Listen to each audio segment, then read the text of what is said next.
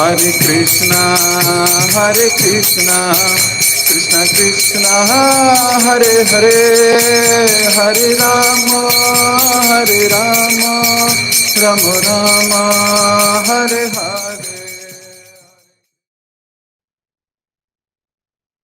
जय जय श्री चैतन्य, जय हो नित्यानंदा, जय अद्वैत चंद्र, जय गौर भक्त वृंदा। जय जय श्री चैतन्य, जय हो नित्यानंदा, जय अद्वैत चंद्र, जय गौर भक्त वृंदा। जय जय श्री चैतन्य, जय हो नित्यानंदा, जय अद्वैत चंद्र, जय गौर भक्त वृंदा। हरे कृष्ण। तो एक बार फिर आप सभी भक्तों का बहुत बहुत हार्दिक स्वागत। हम लोग मिलके पढ़ रहे हैं श्री चैतन्य भागवत। कल हम लोगों ने पढ़ा कि किस प्रकार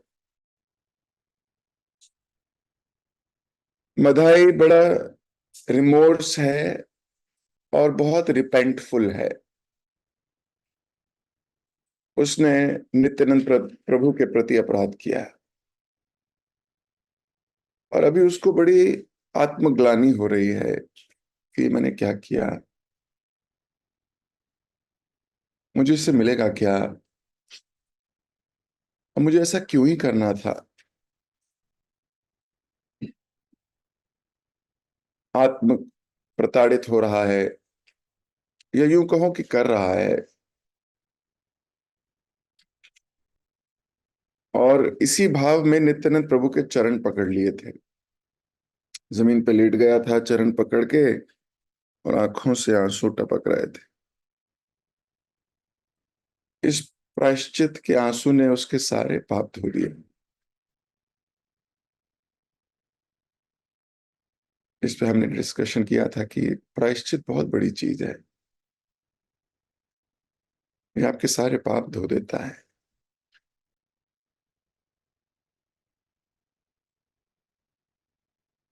जब व्यक्ति सही मायने में अपनी गलती ढूंढता है और बोलता है अपने आप को कि मैं वाहे,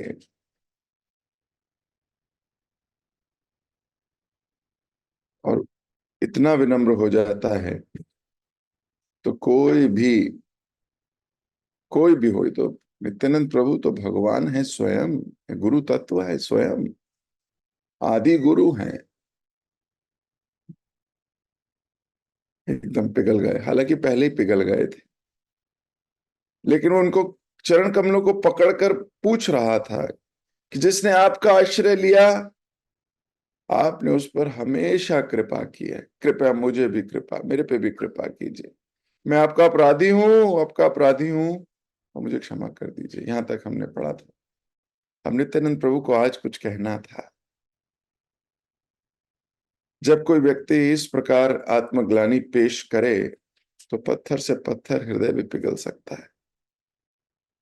और ये तो फिर नित्यानंद प्रभु हैं। मुस्कुराते हुए नित्यानंद प्रभु ने कहा, उठो मदाई, तुम मेरे सेवक हो, और अब मैं तुम्हारे शरीर में निवास करता हूं। महाप्रभु ने नित्यानंद प्रभु कह रहे हैं मैं तुम्हारे शरीर में निवास करता हूं। क्यों कह रहे हैं ऐसा? क्योंकि मधाई ने अपने हृदय में नित्यानंद प्रभु को जगह दे दी है। उसने अपना अहंकार, अपना गुरूर, अपने पाप कर्म, अपने अनर्थ छोड़ दिए, निकाल दिए उनको, और वहां पर बिठाया है नित्यानंद प्रभु को। जब कोई व्यक्ति किसी का आश्रय लेता है, आत्मसमर्पित करता है, तो वास्तव में अपने हृदय की पटल पर, थ्रोन पर उसको बिठाता है, राजगद्दी पे, कि अब मेरे हृदय में राज करेंगे ये, मैं हूं इनका सेवक। जब वो दिन आता है, ये दिन कोई ना साधारण दिन नहीं है, ये बहुत बहुत इंपॉर्टेंट दिन है। ये दिन आपके जीवन में यू टर्न ला सकता है।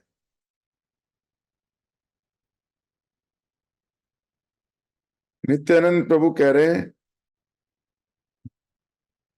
कि मैं अब तुम्हारे शरीर में निवास करता हूं। और क्या कोई पिता अपने शिशु द्वारा मारे जाने पर उसे अपराध मानता है? तुम्हारे द्वारा किए गए प्रहार को मैं पिता के इस भाव से देखता हूं। छोटा बच्चा कभी पिता के साथ फाइट भी करता है ना, घूसा भी मार देता है पिता को। क्या पिता उसे अपराध मानता है? कभी नहीं। हाँ, बच्चा रिपेंटेंस के मूड में हो तो, अगर वो रिपेंटफुल नहीं है और तब पिता के प्रति अपराध करता है तो पिता भी गुस्सा करता है। लेकिन भाव चेंज होते ही, जैसे ही आपका भाव बदलेगा वैसे भगवान का भाव बदलेगा आपके प्रति। क्यों? भगवान ने कहा, ये यथा माम प्रपद्यते ताम तथा भजाम्य हम। जिसका जैसा जैसा भाव है मैं उसके साथ वैसा वैसा हूं। जाकी रही भावना जैसी, रघु मूरत दिखे तिन तैसी। आपकी भावना प्रेम की है तो वहां से प्रेम आएगा। आपकी भावना छल की है तो वहां से छल आएगा। आपकी भावना जैसी है भगवान वैसी रेसिप्रोकेट करेंगे। This is his divine nature, this is his divinity. Mahaprabhu और नित्यानंद प्रभु बोले, अब मैं तुम्हारे शरीर में वास करता हूं, जैसे पिता का वास उसके बेटे के शरीर में भी होता है।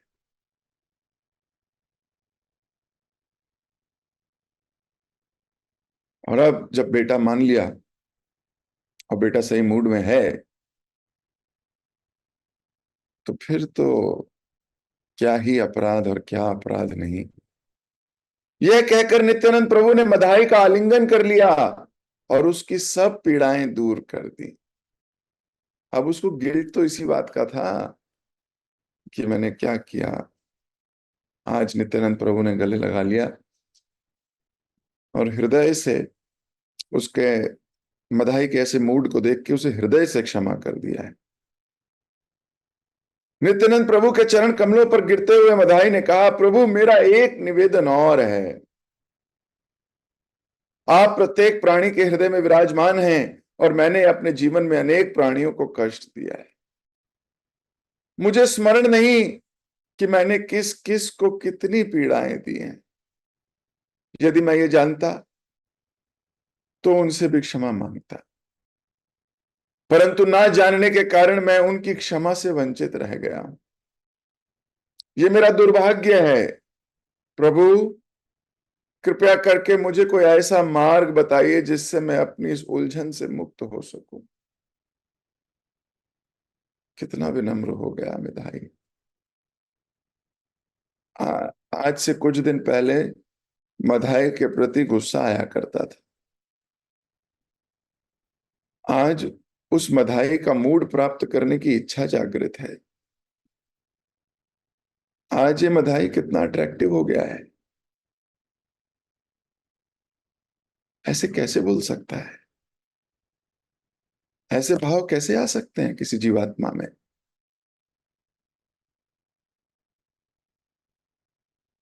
और ये कोई औपचारिकता नहीं लग रही।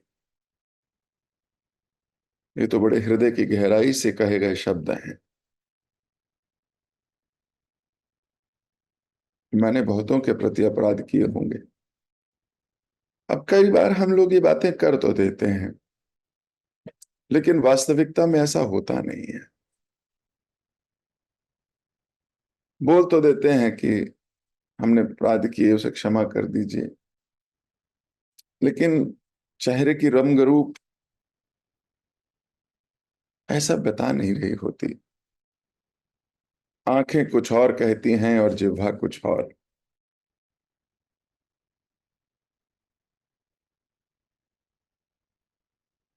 लेकिन इतनी वास्तविकता में आ जाना कि बोल रहा है कि मैं उन सब की क्षमा कर दीजिए, मैं उनसे क्षमा मांगने से वंचित हो गया हूं। ये बात तो सच है, ये बात तो तथ्य है, ये बात तो 100% सच है कि मेरी गलती है, मैंने अपराध किए हैं।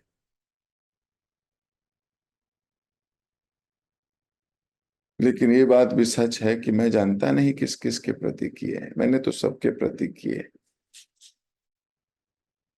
अभी मुझे कुछ ऐसा बताइए कि मैं इससे मुक्त हो सकूं।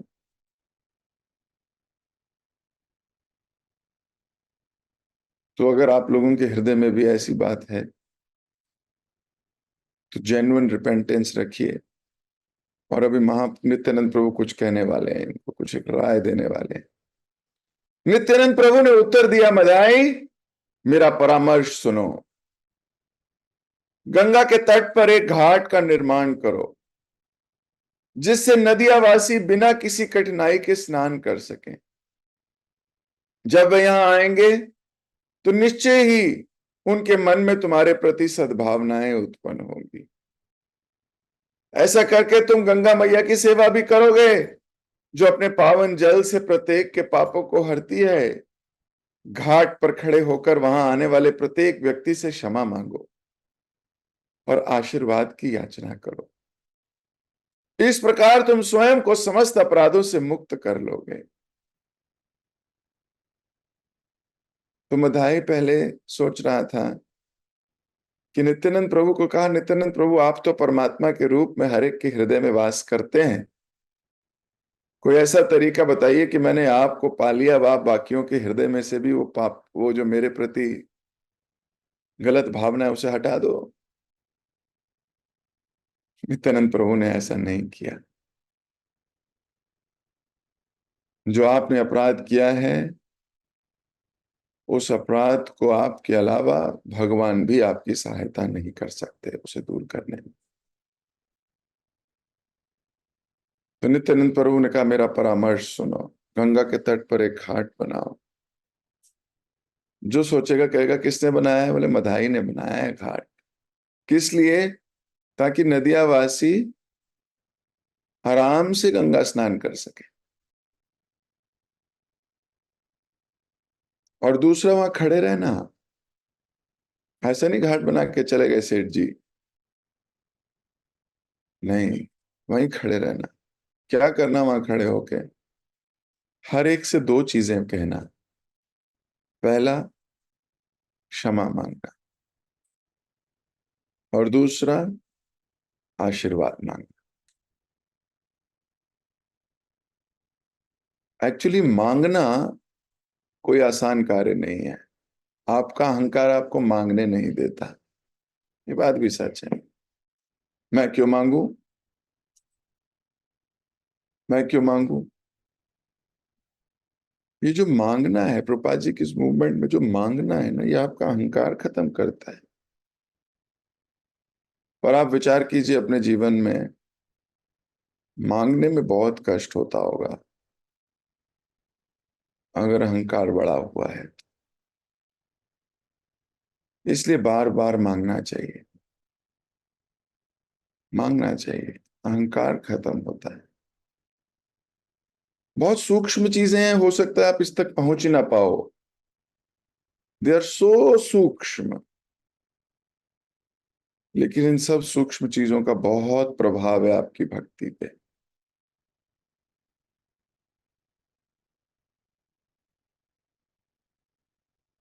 सो दो चीजें मांगो। अब मांगने से नित्यानंद प्रभु ने उसको आइडिया दिया ताकि मधाई का अहंकार खत्म।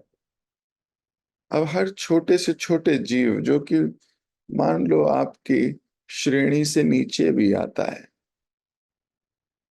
आप अपने से ऊपर वालों से तो फिर भी मांग लेते हो, लेकिन जो आपके बराबर है या जो आपसे नीचे है उससे मांगने में बड़ा कष्ट होता है। दो चीजें मांगो उससे, क्या? एक तो क्षमा मांगो। अब एक तो मांगना, ऊपर से क्षमा। और वो भी हृदय से। ओहो, बहुत मुश्किल काम है।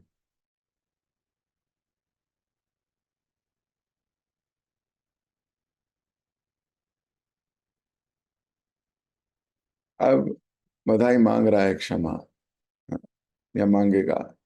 और फिर क्षमा ही नहीं मांगेगा, आशीर्वाद भी मांगेगा। अब आशीर्वाद मांगने के लिए भी झुकना पड़ेगा, और क्षमा मांगने के लिए भी झुकना पड़ेगा। किसके प्रति? सबके प्रति। नित्यानंद प्रभु ने कहा घाट पे खड़े रहना। अच्छा, कितनी देर खड़े रहना?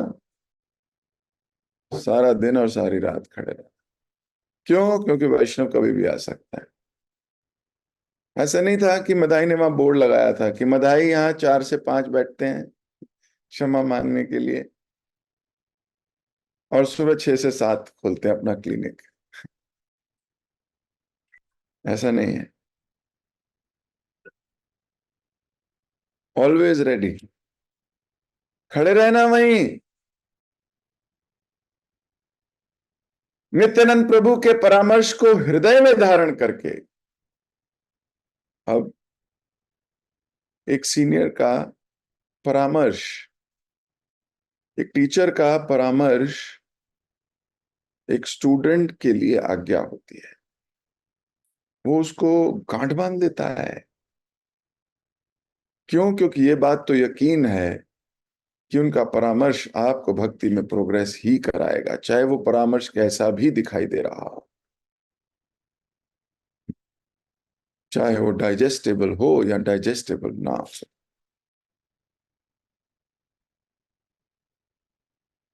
लेकिन ये फेथ, ये श्रद्धा, ये विश्वास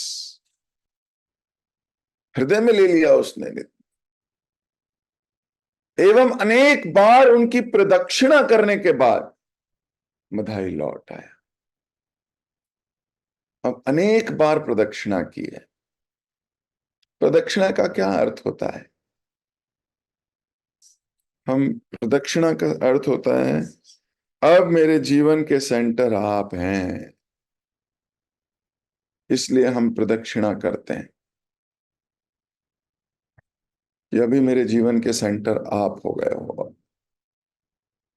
जैसे ही प्रदक्षिणा करोगे, गोला बनाओगे, गोले का कोई सेंटर होता है तभी गोला है, नहीं तो गोला नहीं है। तो मधाई ने अनेक बार प्रदक्षिणा की। अनेक बार इसलिए क्योंकि उसको अपने मन का पता है।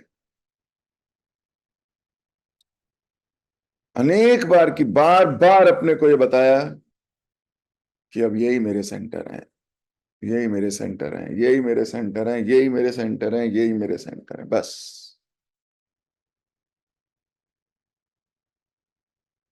और मधाई लौट गया। निरंतर हरिनाम जप करते हुए मधाई ने गंगा के तट पर एक सुंदर घाट का निर्माण किया। इस कार्य उसके इस कार्य को देखकर नदिया वासी विस्मित रह गए। मदाई वहां आने वाले प्रत्येक व्यक्ति को प्रणाम करता, याचना करते हुए कहता, कृपया जाने अनजाने में मेरे द्वारा किए गए अपराधों को क्षमा करें और मुझे अपना आशीर्वाद दें। गुरु मुख पद्मा वाक्या चितते कौरिया एक्या।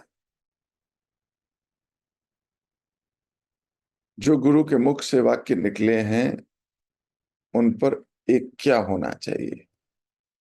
अहंकार और इंद्रिय तृप्ति आपको ये करने नहीं देगी, लेकिन जिस दिन स्टेज पे आओगे प्रसन्नता तभी होगी। गारंटी बता रहा हूं आपको। रियलाइजेशंस हैं ये भक्तों की। नहीं तो तर्क वितर्क, बुद्धि, मन, संसार की खूबसूरत वस्तुएं आपको लुभाती रहेंगी। देखो, बिल्कुल वही कर रहा है जो नित्यानंद प्रभु ने कहा है।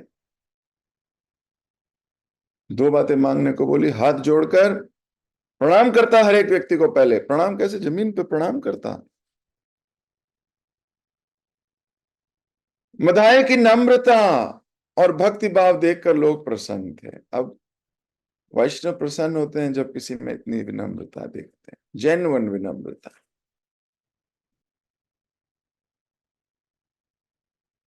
एक्चुअली संसार में वैष्णव क्वालिटीज अट्रैक्टिव हैं।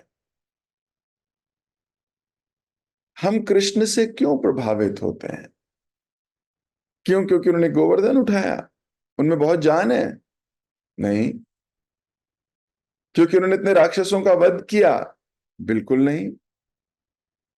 क्योंकि वो मुरली बहुत सुंदर बजाते हैं? नहीं। ये सब भी इंपॉर्टेंट चीजें हैं, लेकिन ऐश्वर्य युक्त भक्ति तो मिलावटी भक्ति है। ऐश्वर्य से प्रभावित होकर जब भक्ति की जाती है तो उसे शुद्ध भक्ति नहीं कहा जाता, वो तो मिश्रित भक्ति है। मिश्रित। भक्त भगवान के किन गुणों से आकर्षित होता है? उनकी भक्त वत्सलता से।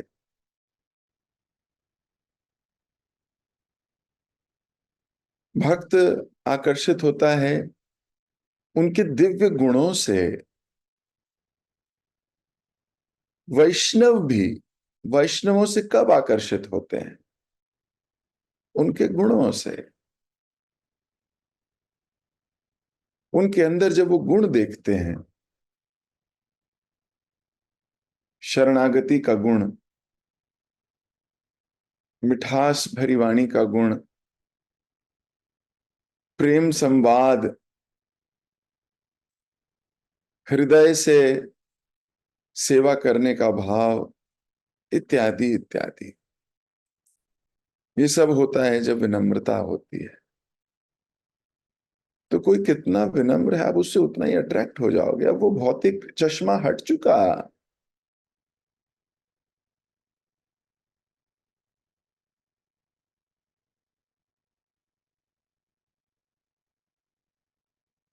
किसी भी चीज में योग्यता, skills, they will open the first door, but they will not be able to open the last door.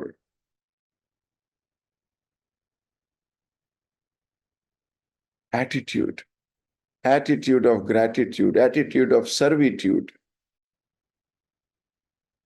these qualities attract anybody.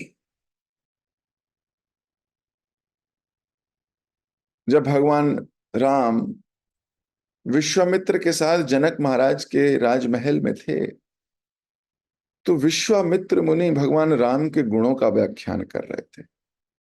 सोचो, गुरु शिष्य के गुण का व्याख्यान कर रहा है। कितना सुंदर दृश्य है। कितना प्रभावित होंगे वो गुरु, अपने हृदय में कितनी जगह दी होगी ऐसे शिष्य को। और व्याख्यान कर रहे हैं उनके गुणों का। क्या कह रहे हैं? कह रहे हैं कि ये राम ने एक बाण से उसको मार दिया, ऐसे खरदूषण का किया, ऐसे ये किया, ऐसे वो किया। तो जनक महाराज के जो गुरुदेव हैं वो भी वहीं बैठे हैं, वो कान खुजा रहे हैं। मैंने क्या ही करना है, क्या मतलब है?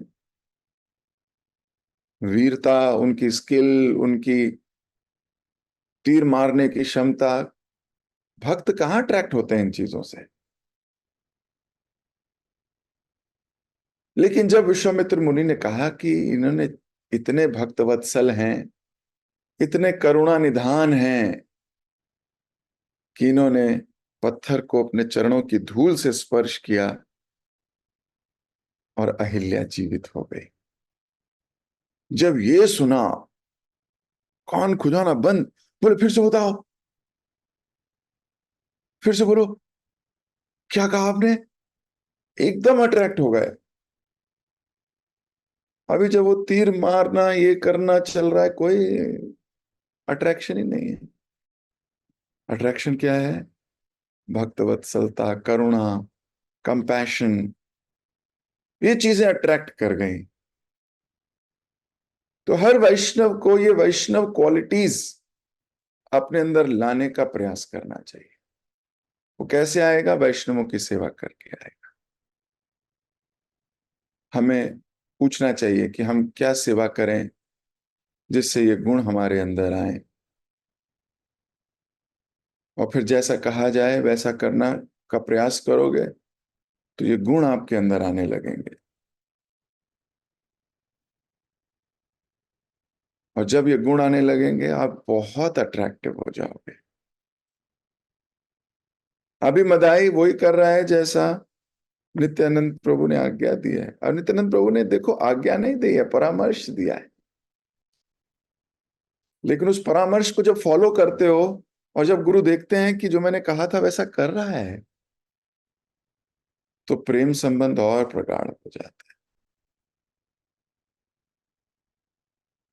और जब देखते हैं कि परामर्श दिया था पर कर वही रहा है जो उसका मन है, तो फिर समझ में आ जाता है ये वही करेगा जो इसका मन करता है। मदाई की नम्रता और भक्ति भाव को देखकर लोग प्रसन्न हो गए और उन्हें श्री कृष्ण का स्मरण हुआ था। चारों ओर ये बात फैलने लगी। अब देखो अच्छाइयां भी फैलती हैं और बुराइयां भी फैलती हैं। बुराइयां बुरे लोग फैलाते हैं और अच्छाइयां अच्छे लोग फैलाते हैं। जब कोई अच्छा कार्य कोई भक्त करता है तो उसकी डंका बजने लगता है, धीरे धीरे धीरे फैलने लगता है। कौन फैलाता है? अच्छे लोग। लोग कहते चमत्कार हो गया, नमाई पंडित ने जगाई मधाई को सज्जन बना दिया। निश्चित ही निमाई पंडित कोई साधारण मनुष्य नहीं है। निस्संदेह वे भगवान कृष्ण के महान भक्त हैं जो इन दीनों का जीवन परिवर्तित कर सकते हैं। निश्चित ही परम भगवान अथवा उनके अंतरंग प्रतिनिधि होगा। लोग अब चैतन्य महाप्रभु को भगवान का प्रतिनिधि मानने लगे। इस संसार में बहुत से चमत्कारी लोग हैं। ऐसे करेंगे कोई खजूर ले आएंगे, ऐसे करेंगे कहीं से कुछ उठा के ले आएंगे। प्रभुपाद जी से एक बार किसी ने पूछा, प्रभुपाद जी आप क्या चमत्कार करते हो? यहाँ तो बहुत लोग बहुत बहुत चमत्कार करते हैं, आप भी कोई चमत्कार दिखाओ। प्रभुपाद जी ने कहा मैं कोई चमत्कार नहीं करता, मैं तो बहुत बड़ा चमत्कार करता हूं। ये छोटे मोटे चमत्कार नहीं करता। पानी पे चलता नहीं हूं। एक भक्त आए थे महात्मा प्रभुपाद जी को बोलने, प्रभुपाद जी एक ऐसा डिवोटी मिला है जो पानी पे चल सकता है। वो क्लेम करता है कि वो पानी पे चल सकता है, उसके पास ऐसी सिद्धि है, उसने तपस्या करके हिमालय में ये सिद्धि प्राप्त की है। प्रभुपाद जी ने बोला 4 आने की सिद्धि है। बोले 4 आने की? बोले इतने साल तपस्या करने के बाद पानी पे चलना सीखा है, 4 आने देकर नाव से ही नदी पार कर लेंगे। तो ये 4 आने की सिद्धि लेके करेगा क्या? ये सिद्धि उसने प्राप्त की है चीप पॉपुलैरिटी प्राप्त करने के लिए। व्यक्ति पॉपुलैरिटी प्राप्त करना चाहता है, ये उसके हृदय में ये घुसा हुआ है। प्रशंसा, उसकी तपस्या, उसकी लोग देखें कि मैं कितना महान हूं। मन शिक्षा नामक ग्रंथ में रघुनाथ दास गोस्वामी ऐसे भक्तों की भर्त्सना करते हैं। वो बोलते हैं उनके हृदय में चीप पॉपुलैरिटी प्राप्त करने की अभिलाषा है, वो गधे के मूत्र से रोज स्नान करते हैं। ऐसे भक्त, सोचो, जब कर रहा है वो व्यक्ति और उसको क्या बोल रहे हैं, वो गधे के मूत्र से स्नान करता है वो, अगर उसके हृदय में प्रशंसा प्राप्त करने की भावना है। और ये होती ही है, मतलब कोई ये नहीं हो सकता कि कह दे कि मेरे में नहीं है। ऐसा होगा तो महान महाभागवत होगा तब ऐसी भावना आएगी। अभी तो हम सब में ये भावना होती है, जब तक महाभागवत की स्टेज पे ना पहुंच जाए। और महाभागवत की स्टेज पे एक भी चीज ऐसी नहीं होती जो आप ना करते हो। अभी तो बहुत सी चीजें मिसिंग है, तो महाभागवत कैसे हो गए?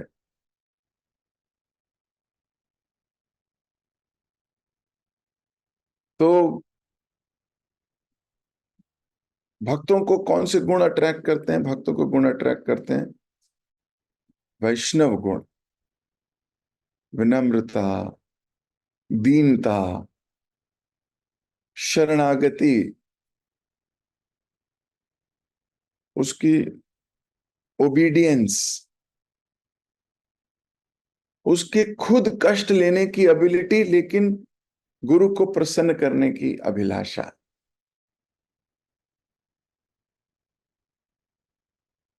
अभी नित्यानंद प्रभु को प्रसन्न करने के लिए मधाई ने घाट खोल दिया बाबा भाई, और केवल घाट खोल के छोड़ नहीं दिया, आधी इंस्ट्रक्शन फॉलो करी कि इस घाट खोल के लिख दिया, ये घाट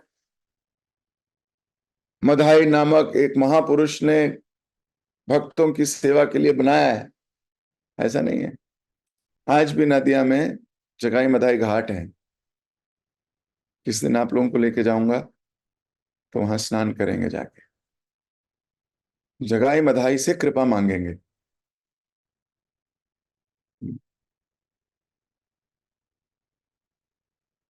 तो निश्चित हो गया कि नित्यानंद प्रभु और महाप्रभु कोई साधारण पुरुष तो नहीं है, ये भगवान के महान भक्त हैं।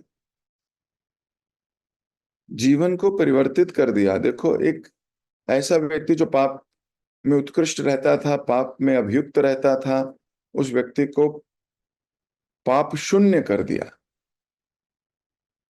कितनी बड़ी कृपा है। जो व्यक्ति इन दोनों का जीवन परिवर्तित कर सकता है, निश्चित परम भगवान या उनका अंतरंग प्रतिनिधि होगा। केवल दुष्ट लोग निमाई का उपहास उड़ाकर उसकी निंदा करते हैं।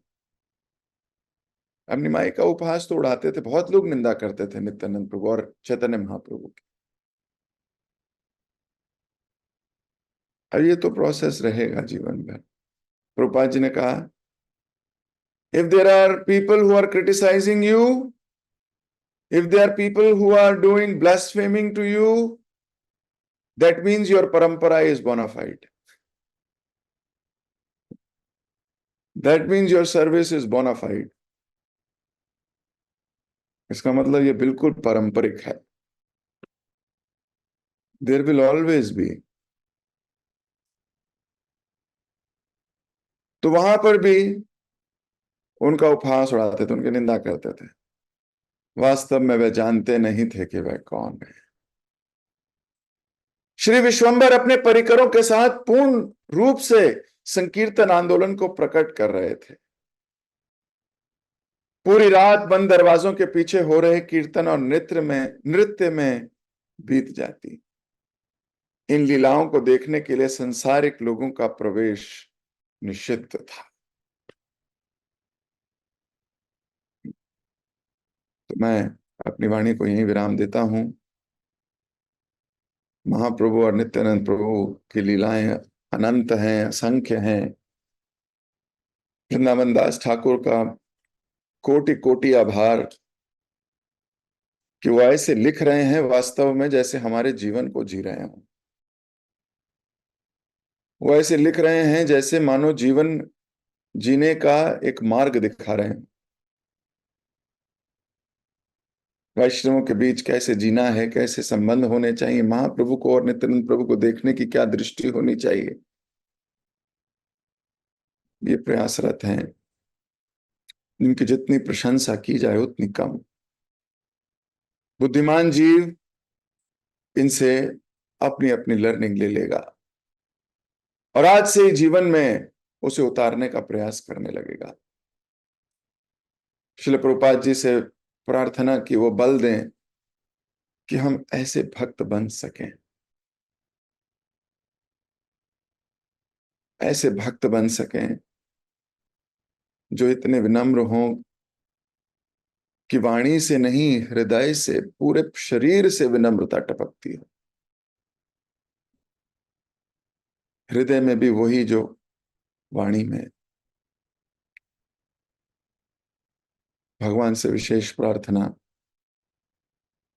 कि इस भक्ति मार्ग पे चलने के लिए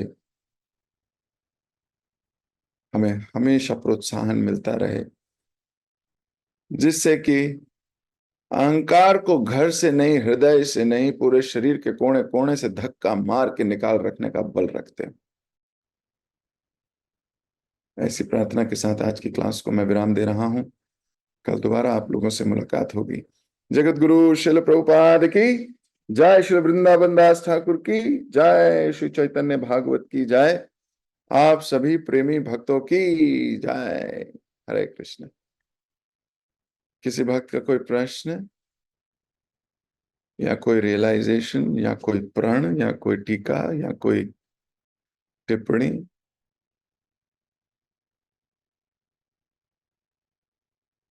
ओके, हरे कृष्ण।